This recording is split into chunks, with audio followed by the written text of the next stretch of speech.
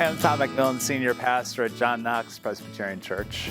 On Sunday, we looked at a passage in Romans chapter 12. And Paul writes, "Don't burn out. Keep yourself fueled and aflame. Be alert, servants of God, cheerfully expectant. Don't quit in hard times. Pray all the harder. Help needy persons. Be inventive in hospitality. But don't burn out."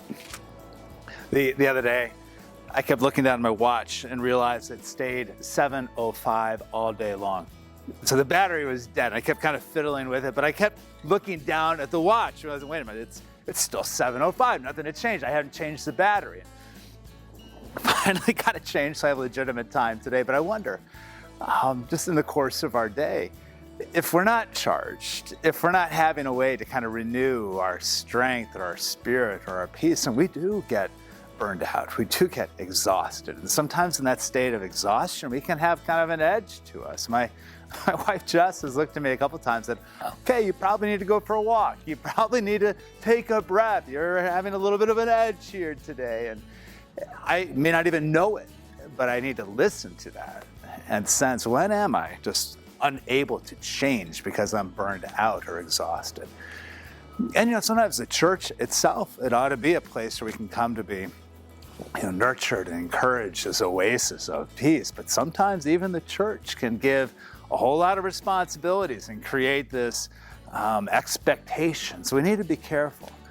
Yes, we are a place where there is this encouragement for sacrifice and for giving. But then there's also a dynamic of self-nurture and care, attention to your own well-being. There's stewardship involved with how we tend to ourselves and also to the community.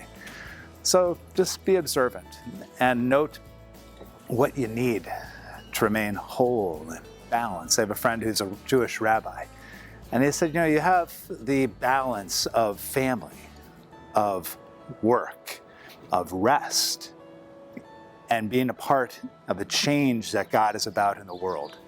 None of those should take precedence over the other, but we need to have that attention to our family, to our work, to our rest, to the change that we're called to be about in the world. The rest is important. The breath is important. The experiencing of God's peace within is important, so we can then share that peace with the world in need.